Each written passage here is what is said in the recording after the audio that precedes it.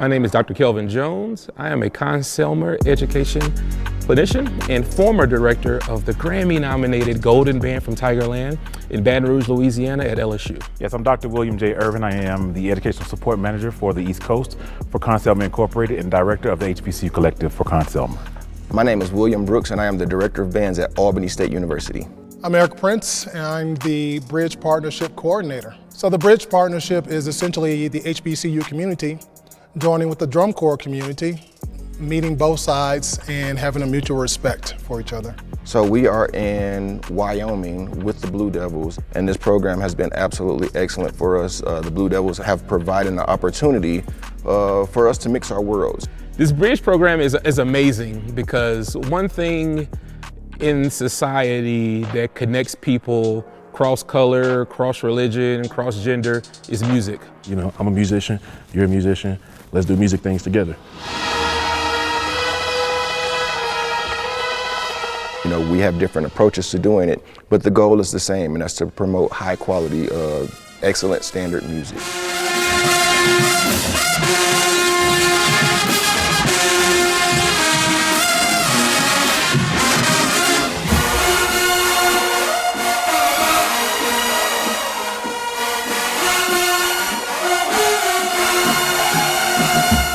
You're exposed to different things, you learn different things, and you can have hybrid ideas. You can combine ideas from different places and create beautiful things.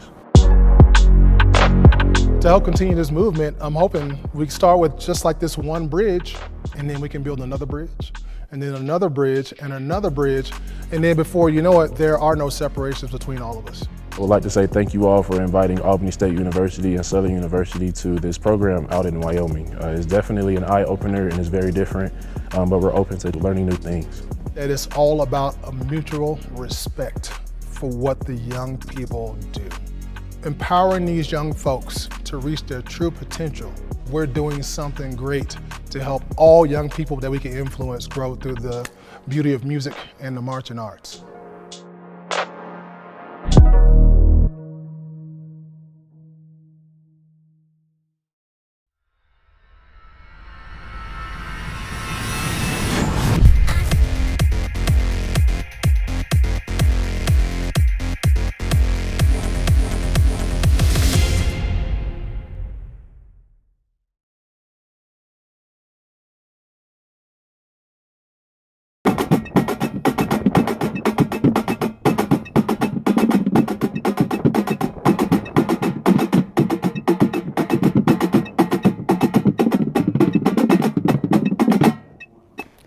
I am Audrey Sherrill, and I am the center snare for the Blue Devils. Prior to all of this, I just looked up to the Blue Devils as being one of the best in the activity and being something to strive for.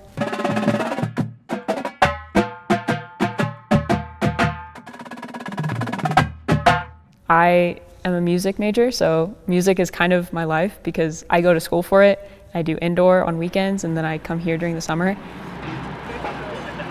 My parents are also musicians. It's like my mom would teach privately in the house, and my dad was the band director, so I saw him and I saw the drum line, and that's kind of what I resonated more with. When you listen to a piece of music, there's no set emotion or meaning behind it, and a lot of it is how you perceive it. And it's so special to me because I'll listen to a piece of music that I really like, and it'll remind me of, say, like some specific thing that happened in my life, or like a friendship or relationship or something. And so that means more to me than anything else. I want to inspire younger generations like my instructors have inspired me to do. And so with music education, I really, really want to help kids find the passion for music that I found at their age. I just hope that I can inspire music to be a part of their life, just in general.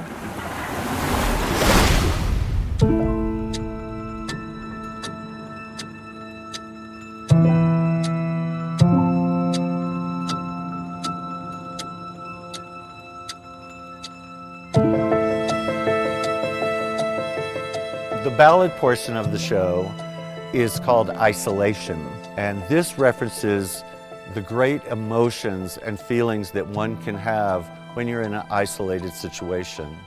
We're using a wonderful musical piece by Billy Porter called Time. And there's nothing that you can become more aware of when you're isolated than time and how it's moving and how it's changing.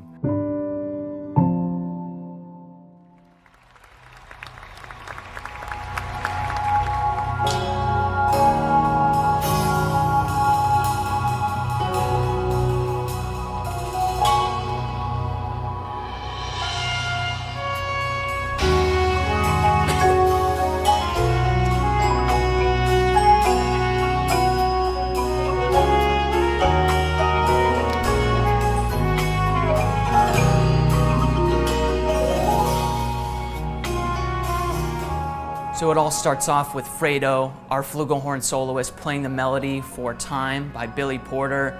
Just absolute butter on the flugelhorn. The previous 3 movements have been so intense and so action-filled, but this moment has to be soft, tender, and smooth. It's scary going up there on a prop. Sometimes I just have to take a breath and understand that, you know, I've practiced the piece a lot. I know what it sounds like. I know what I want to communicate, and I just have to play music.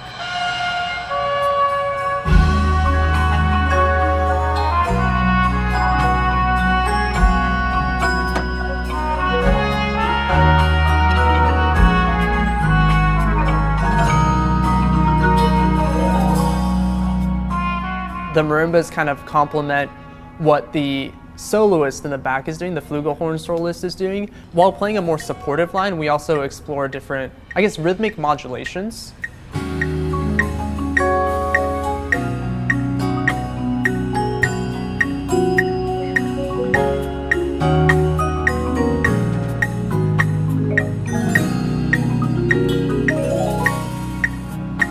So now instead of having density, now we start to play more with like the speed of what we do.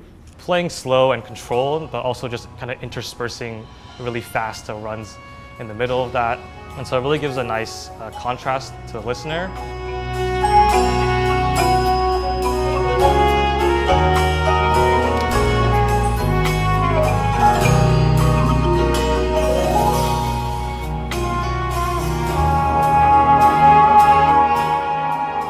To start off the ballad, we one by one start to trickle off from rifle and to enter onto the field back with saber. There's a lot of stability within that feature. We all do very intricate work that is like we have to be one with the saber.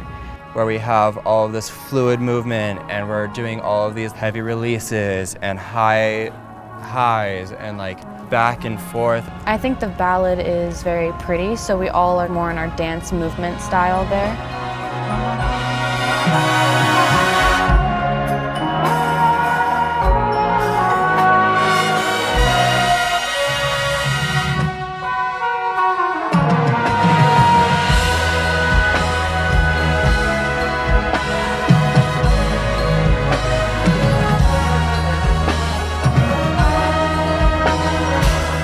As far as the ballad, Isolation, the show designers were very clever in how they staged us at the start, how we're all very distant from each other. The 2 soloists are on complete opposite sides of the field.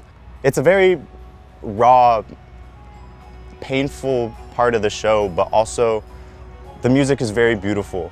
And the way I see that is, it's hard to be alone, but that also gives you the opportunity to explore your own mind.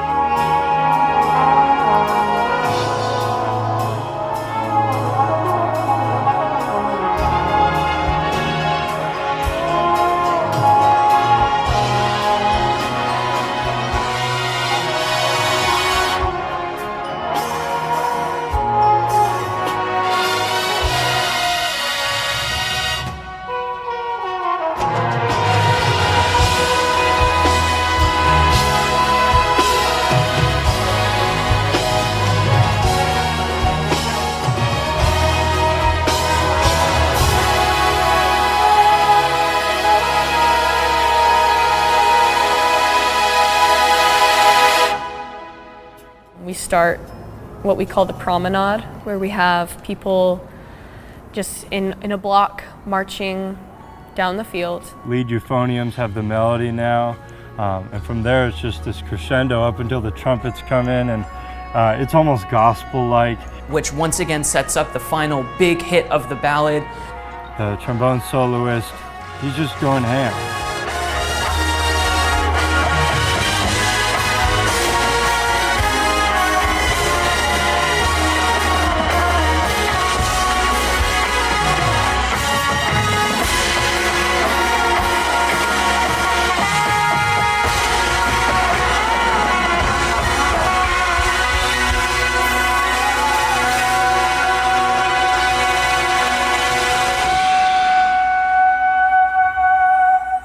You know, I think the Blue Devils do ballads like nobody else, and this is certainly not an exception to that rule. They gave us the green light and they said, we want you to make people feel the way that you feel when you play this, you know? You know, it's such a great ballad. Getting to hear the rest of the ensemble, they're just so dang good.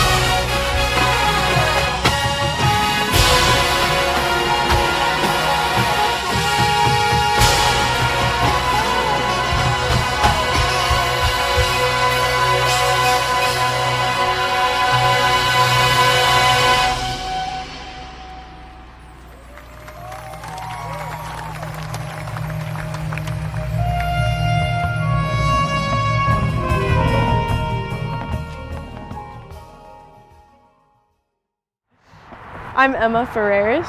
I am the front ensemble section leader. I am pretty big on the emotional aspect of this activity and how that affects the things we do here. I check in on everyone, like make sure everyone's good. I feel like to me it's really important to just be a really good foundation and a really good rock for everyone.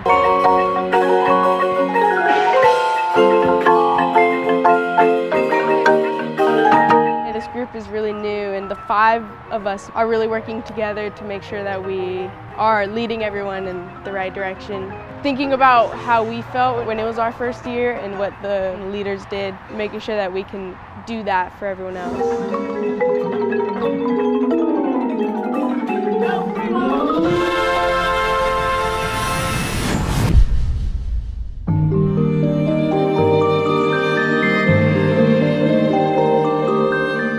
We wrap up our adventure and our look into romanticism with sections that are called Immersion and Incomprehensible.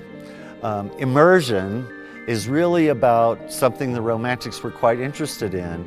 The look at other themes and other cultures and how those can come together to create a whole new knowledge.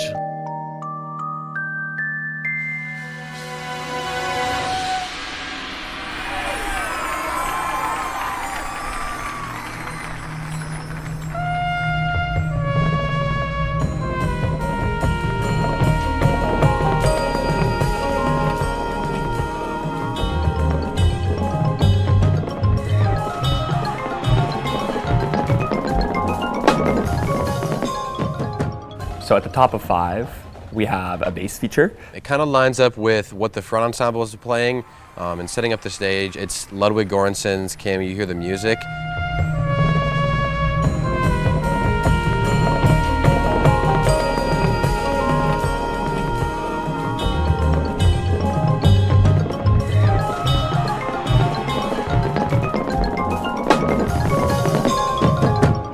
Similar to the motif of what we've been doing throughout the show, we start off with some slower rhythms.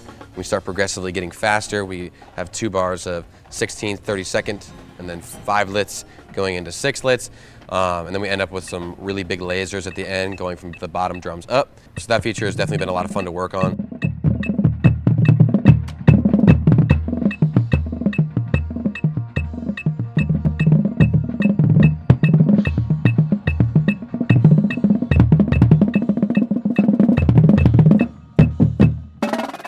that leads into probably our most intense feature of the entire show.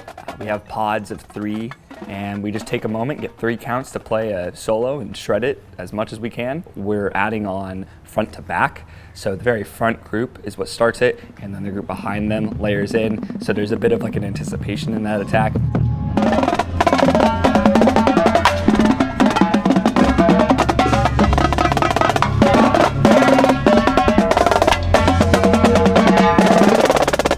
This line is extraordinarily individually talented. We're all great individual players, and this is a great moment for us to showcase that.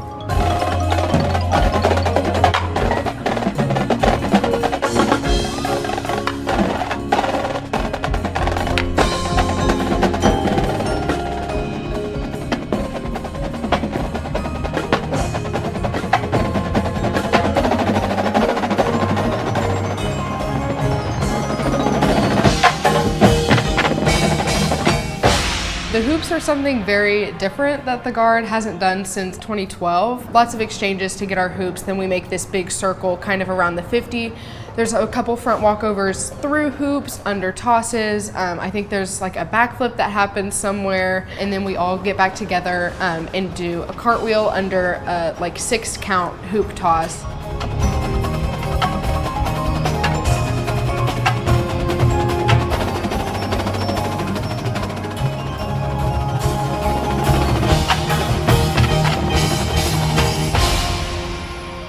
We have certain technique that we do on hoop, and it's nothing like what it is on flag, rifle, or saber.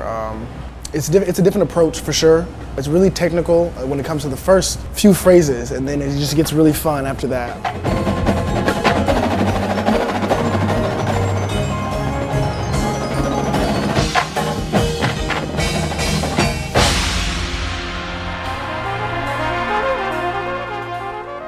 So the high brass quartet comes in, 2 trumpets, 2 mellows.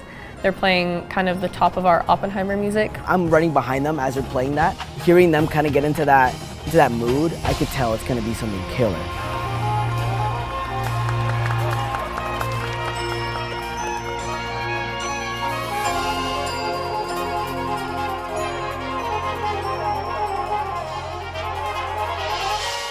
It just all sets us up for this huge impact. And that's just everything big, everything loud, everything driving till the end of the show. And to me, this part is just a sprint to the end. You know, this whole show has been paced out so well, but this last part is like we're just going and we're not going to stop until the horns are down at the end.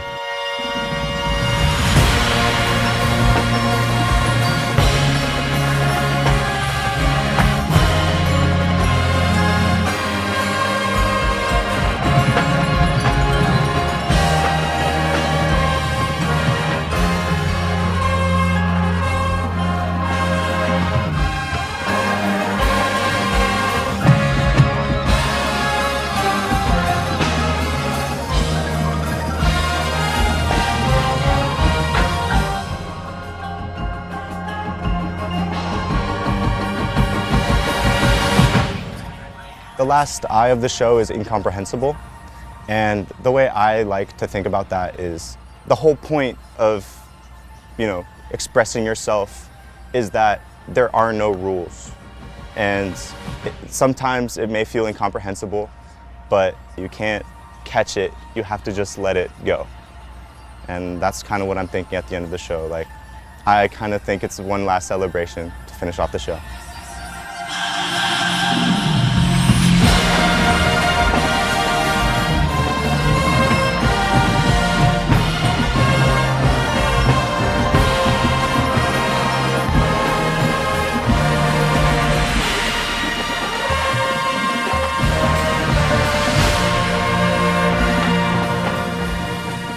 The ultimate reference to the Wanderer and that famous painting, trying to create that landscape and that situation where you're just in awe of something and you are reaching the sublime moment. It's the goal, to stand in awe of something so great and so wonderful.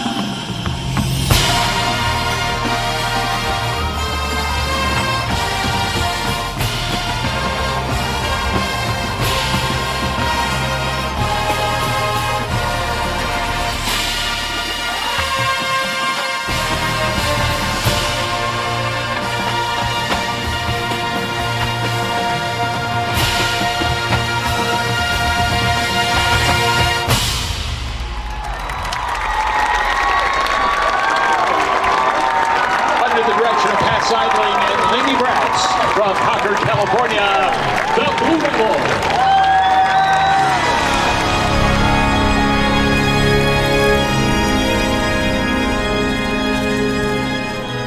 Maybe the most important feeling ever is that feeling of awe and wonderment that one can have.